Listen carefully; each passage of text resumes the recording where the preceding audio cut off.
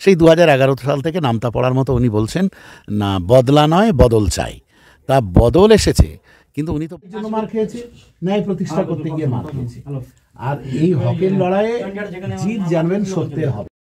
Panchayat vote পর্বে থেকে দেখলাম যে আইএসএফের কর্মীদেরকে গ্রেপ্তার করা, আইএসএফ নেতাদেরকে গ্রেপ্তার করা, এখনও পর্যন্ত খবরের শিরোনামে আসলো না যে কোনো আইএসএফ নেতা গ্রেপ্তার হয়েছে, এবং তাদের বাড়িতে আসলেন, দীর্ঘদিন ধরে তারা জেল খাটছে, কি বলবেন?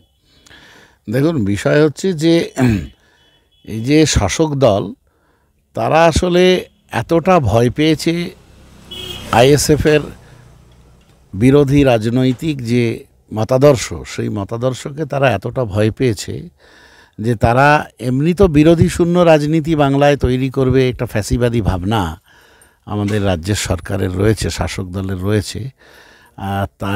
সেটাই তারা প্রমাণ করতে চাইছে, এবং তাদের আচরণের মধ্য দিয়ে। এবং আমাদের শুধু পঞ্চায়েত নির্বাচন কেন, পঞ্চায়েত নির্বাচনের আগে থাকতে বিধানসভা নির্বাচনের পরে যে ভয়ঙ্কর সন্ত্রাস, সেই সন্ত্রাসের অঙ্গ হিসাবেই আমাদের কর্মী বাহিনীদের মিথ্যা কেসে ফাঁসানো হচ্ছে, মামলা দিয়ে তাদের গ্রেপ্তার করে জেলবন্দি করে রাখা হচ্ছে, দিনের পর দিন তারা জেল খাটছে।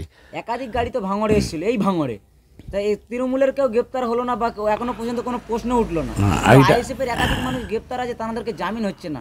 এইটাই তো মোক্ষম প্রশ্ন, এইটাই তো আসল কথা। আমরা তো এই কোশ্চেনটাই বারবার তুলতে চাইছি, যে বারবার আমাদের রাজ্যের মুখ্যমন্ত্রী বলছেন, সেই 2011 সাল থেকে নামতা পড়ার মতো উনি বলছেন না, বদলা নয় বদল চাই। তা বদল এসেছে, কিন্তু উনি তো বদলার রাজনীতি করে যাচ্ছেন। এবং বদলা মানে কি, যারা কোনো অন্যায় করলো না, হ্যাঁ, তা আমরা দেখেছি, আপনাদের মাধ্যমে আমরা দেখেছি যে বাইরে থেকে প্রচুর গাড়ি এসেছিল। জীবনতলা লেখা আছে, হ্যাঁ, জীবনতলার গাড়ি ভাঙড়ে চলে না। মানে এই যে তৃণমূলের সাজানো অত্যাচার, সেই অত্যাচারের জন্য আমরা এমনকি দেখেছি কে পাঠিয়েছে, মিডিয়াতে তার নাম ধরে পর্যন্ত বলছে যে আমাকে শওকাত মোল্লারা পাঠিয়েছেন, টাকা দিয়ে পাঠিয়েছেন। তারপরেও তাদের বিরুদ্ধে ব্যবস্থা নেওয়া হয় না, তৃণমূলের কাউকে গ্রেপ্তার করা হয় না, ভিডিও ফুটেজ থাকা সত্ত্বেও গ্রেপ্তার করা হয় না। এটা আসলে একটা রাজনৈতিক ষড়যন্ত্র, বিরোধী শূন্য রাজনীতি বানানোর, বিরোধী শূন্য শাসন ব্যবস্থা তৈরি করার একটা চক্রান্ত, ফ্যাসিবাদী ঝোঁক। এই ফ্যাসিবাদী ঝোঁকের বিরুদ্ধে আমাদের লড়াই চলছে।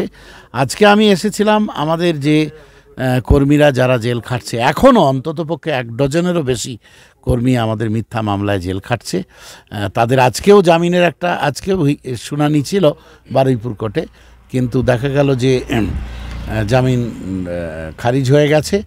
আমরা পরিকল্পনা করছি ভবিষ্যতে হয়তো হাইকোর্ট যেতে হতে পারে, সেখান থেকে। দেখুন, বিধায়কের কথা মতো তো বলবোই, আমার বিধায়ক আমার নেতা, তিনি আমার পার্টির চেয়ারম্যান, তিনি আমার পার্টির প্রাণ, সুতরাং তার ভাষাতেই তো আমরা কথা বলবো। আমরা তো আসলে একটা ইউনিট, সুতরাং এক ভাষাতে কথা বলবো, এটাই তো স্বাভাবিক। বিধায়ক যেটা বলছেন আমরাও সেটাই বলতে চাই, যে ন্যায় বিচার পাওয়ার জায়গা কিন্তু হাইকোর্ট।